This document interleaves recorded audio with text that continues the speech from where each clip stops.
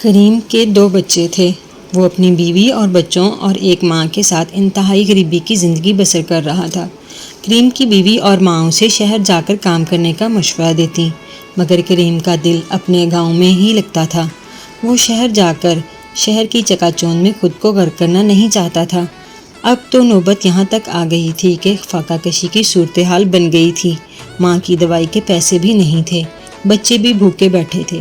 کریم اپنی بیوی سے کہتا ہے، میں نے فیصلہ کیا ہے کہ اب میں شہر کے لیے روانہ ہوتا ہوں، وہاں میں اپنے لیے کوئی روزگار تلاش کروں گا۔ کریم کی ماں یہ سن کر بہت اداس ہوتی ہے، بچے بھی پریشان ہوتے ہیں، مگر اب کریم فیصلہ کر چکا تھا کہ بھوکے مرنے سے بہتر ہے کہ میں شہر جاؤں اور کوئی کام کروں تاکہ ماں کی دوائیاں اور بچوں کا کھانا پینا پورا کر سکوں۔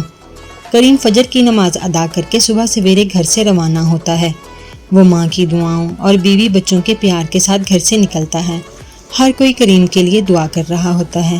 شہر چونکہ بہت دور تھا، اس لیے اس کی بیوی نے کچھ کھانے پینے کی اشیاء بھی کریم کو دی تھیں۔ غریبی و مفلسی کے باعث یہ چیزیں مقدار میں بہت کم تھیں۔ راستے میں جنگل پڑتا تھا۔ کریم جنگل میں پہنچ کر سستانے کے لیے رکتا ہے اور اپنی بیوی کی دی ہوئی پوٹلی کو کھول کر دیکھتا ہے، مگر اب سب کچھ ختم ہو چکا تھا، کھانے پینے کے لیے کچھ نہیں تھا۔ کریم سوچتا ہے کیوں نہ رات اسی جنگل میں گزاری جائے۔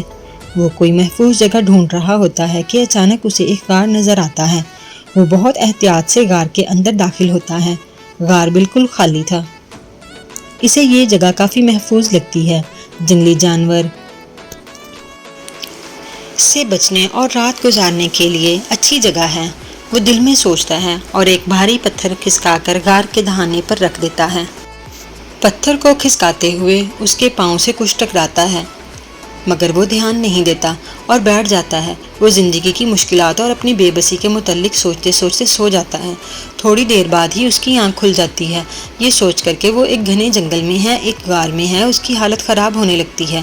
وہ اٹھ کر کھڑا ہو جاتا ہے۔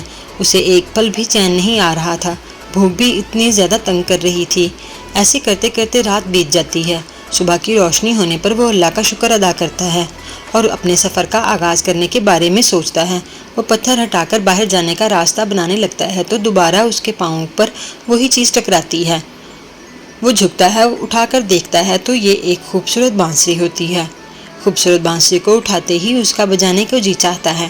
وہ جیسے ہی بانسری بجاتا ہے، ہر طرف دھواں پھیل جاتا ہے اور اس میں سے ایک جن نمودار ہوتا ہے۔ کریم ڈر جاتا ہے، بانسری اس کے ہاتھ سے گر جاتی ہے۔ جن بولتا ہے، تمہیں ڈرنے کی کوئی ضرورت نہیں، میں تمہاری مدد کروں گا کیونکہ آپ نے میری مدد کی ہے۔ ایک جادوگر نے مجھے بانسری میں قید کر کے اس غار میں پتھر کے نیچے چھوڑ دیا تھا، آپ نے مجھے آزاد کرایا ہے، میں تمہاری مدد کروں گا۔ بانسری اٹھا لو جب تمہیں میری ضرورت ہو، بانسری بجانا، میں حاضر ہو جاؤں گا۔ کریم جن کا شکریہ ادا کرتا ہے اور بانسری اٹھا کر واپس گھر روانہ ہوتا ہے۔ وہ واپسی کے سفر میں انتہائی خوش اور پرجوش ہوتا ہے۔ گھر پہنچنے پر وہ اپنی بیوی کو سارا ماجرا بیان کرتا ہے۔